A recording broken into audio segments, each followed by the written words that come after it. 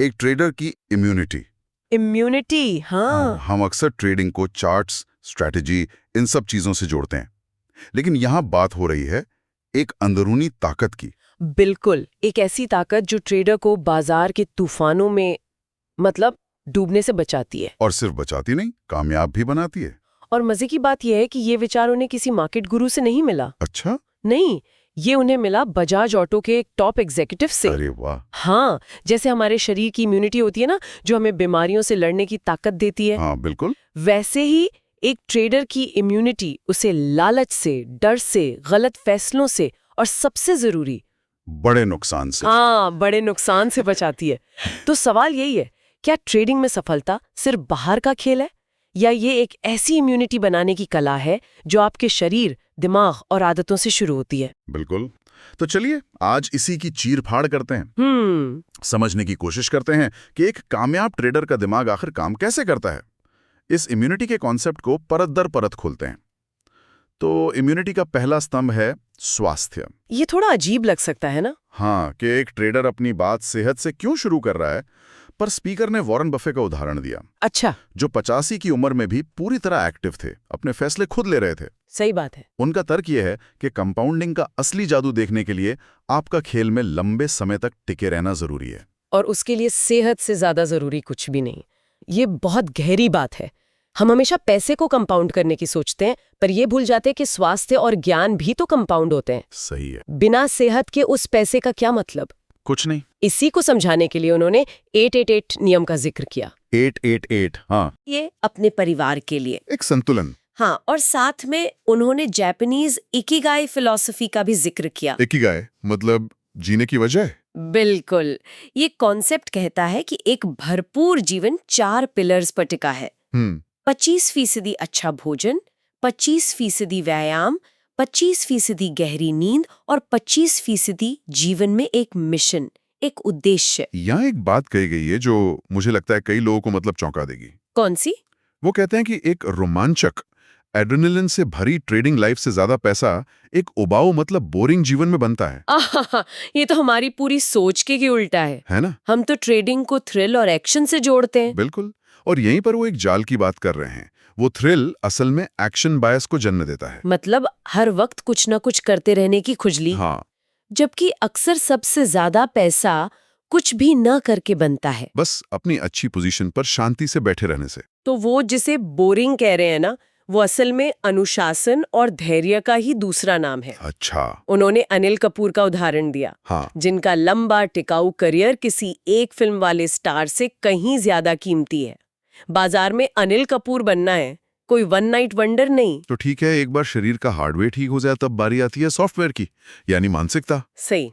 Speaker अपने कुछ रोज के सिद्धांत या डेली एक्सियोम साझा करते हैं। मतलब वो लाइनें जो वो रोज खुद को याद दिलाते हैं। हाँ, जैसे एक है, जिस दिन मैंने भविष्यवाणी करना बंद कर दिया, उसी दिन से मैंने प्रदर्शन करना शुरू कर दिया। वाह, ये तो सीधा अहंकार पर चोट है। बिल्कुल। बाजार किसी की भविष्यवाणी की परवाह नहीं करता। एक और नियम है जो इसी से जुड़ा है।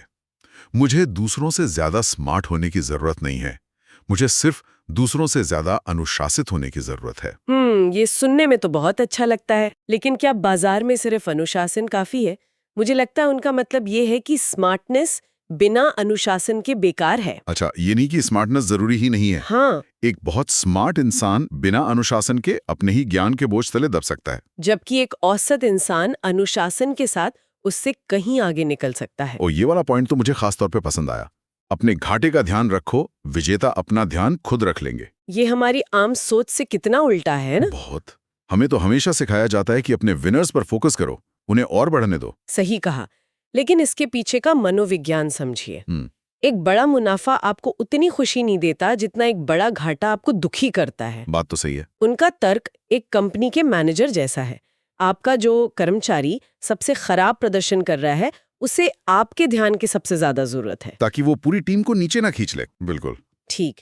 वैसे ही एक घाटे वाला ट्रेड अगर समय पर नहीं काटा गया तो वो आपके पूरे पोर्टफोलियो को बर्बाद कर सकता है। और विजेता तो अपना काम कर ही रहे हैं। हाँ, ये एक डिफेंसिव सोच है जो आपको खेल में बनाए रखती है। और इसी मानसिकता को बनाए रखने के लिए चाहे बड़ा मुनाफा हो या बड़ा नुकसान, वो खुद को एक ही बात याद दिलाते हैं, ये भी गुजर जाएगा। हाँ, ये संतुलन के लिए बहुत जरूरी है। जब बहुत बड़ा मुनाफा होता है तो ये लाइन आपको हवा में उड़ने से रोकती है, आपको याद दिलाती है कि हमेशा नहीं रहेगा, और जब बड़ा नुकसान होता है तो ये लाइन आपको हिम्मत देती है कि ये दौर भी कट जाएगा। हाँ, ये आपको जमीन से जोड़े रखती है। तो शरीर और मानसिकता के बाद वो एक और गहरे स्तर पर जाते हैं, भावनात्मक संतुलन। और इसके लिए उनका सबसे बड़ा टूल है ध्यान, यानी मेडिटेशन। अच्छा, और उनका दावा तो ये है कि जब से उन्होंने ध्यान करना शुरू किया, हाँ, उनकी दौलत लगभग 10 गुना बढ़ गई। 10 गुना। हाँ, वो रोज सुबह 15-20 मिनट बस अकेले बैठते हैं, कोई गैजेट नहीं, कोई विचार नहीं, बस शांति। यहाँ उन्होंने भावनात्मक नियंत्रण का एक बहुत ही प्रैक्टिकल पैमाना बताया है, क्या? जिसे मैं स्पाउस टेस्ट कहती हूँ। वो कहते हैं कि आप एक सफल ट्रेडर तब बनते हैं जब आप दिन खत्म करके घर आते हैं और आपके जीवन साथी को आपके चेहरे से ये पता न चले कि आज आपको फायदा हुआ है या नुकसान। अरे वाह! ये उदासीनता नहीं है, ये भावनात्मक स्थिरता है। बाजार के उतार चढ़ाव आपके अंदरूनी संतुलन को नहीं बिगाड़ पा रहे हैं। यही असली इम्यूनिटी है। हाँ, इस भावनात्मक संतुलन को और गहराई से समझाने के लिए उन्होंने उपनिषदों का एक कॉन्सेप्ट उठाया, श्रेय बनाम प्रिय। हाँ, प्रिय वो है जो अभी करने में अच्छा लगता है, जो तुरंत सुख देता है, पर बाद में दर्द का कारण बनता है। हाँ, ट्रेडिंग में इसका उदाहरण है किसी मुनाफे वाले ट्रेड को जल्दी से बेचकर वो छोटी सी जीत का एहसास करना। और श्रेय वो है जो अभी करने में मुश्किल लगता है, जिसमें दर्द होता है, पर भविष्य में फायदा देता है। बिल्कुल, जैसे किसी घाटे वाले ट्रेड को अपने स्टॉप लॉस के नियम के अनुसार काटना। उस वक्त दुख होता है, लगता है कि मैंने नुकसान मान लिया। हाँ, लेकिन लंबे समय में यही आदत आपको बचाती है।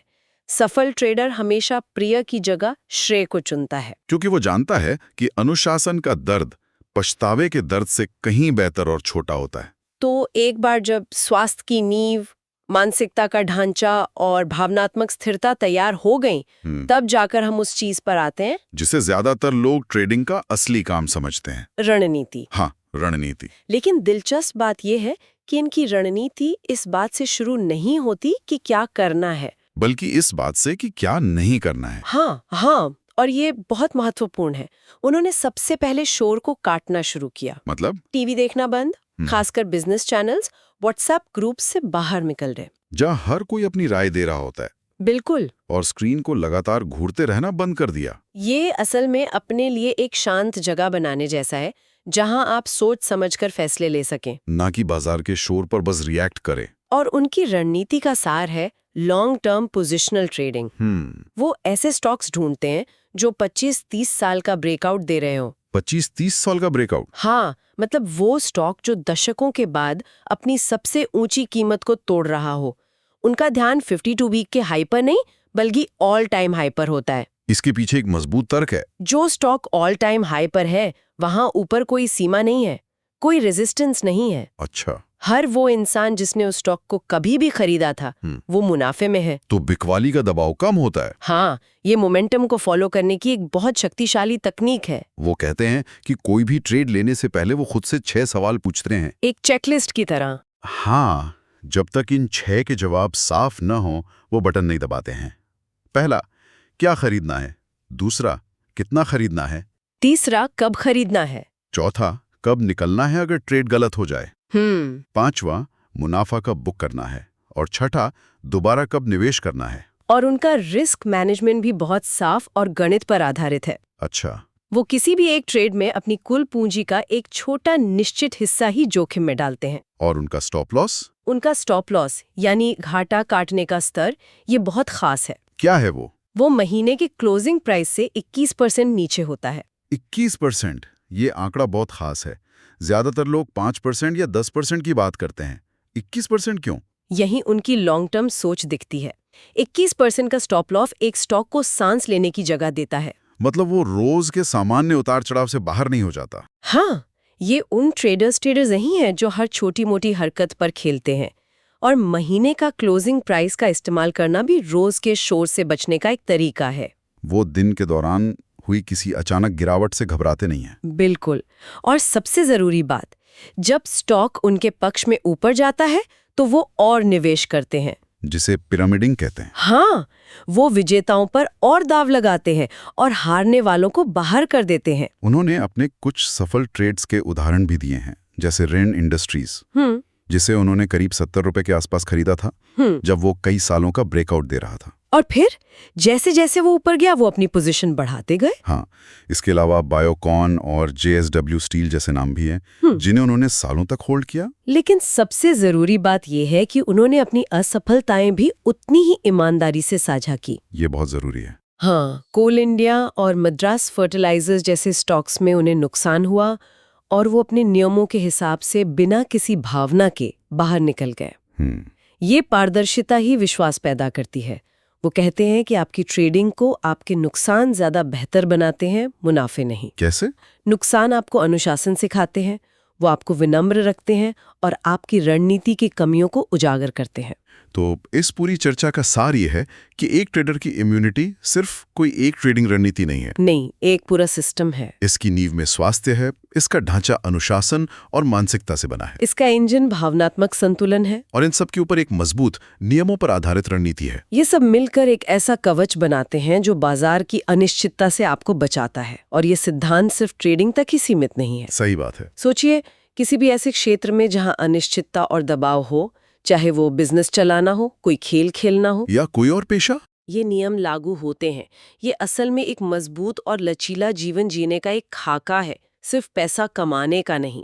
आखिर में स्पीकर ने 10 ऐसी किताबों और 10 ऐसी फिल्मों की सूची दी जिन्होंने उन्हें एक बेहतर इंसान और ट्रेडर बनाया। और सबसे दिलचस्प बात क्या है कि इनमें से कोई भी सीधे तौर पर स्टॉक मार्केट के बारे में नहीं है। अच्छा, उनमें फिलॉसफी, साइकोलॉजी और इतिहास की किताबें हैं। ये एक बहुत ही दिलचस्प सवाल छोड़ जाता है। अगर हम अपने काम में सचमुच बेहतर होना चाहते हैं तो क्या हमें अपने काम के दायरे से बाहर निकलकर बाकी दुनिया से सीखना शुरू करना होगा? हो सकता है अगली सबसे बड़ी सीख ट्रेडिंग की किसी किताब से नहीं, बल्कि किसी फिल्म या उपन्यास से आए।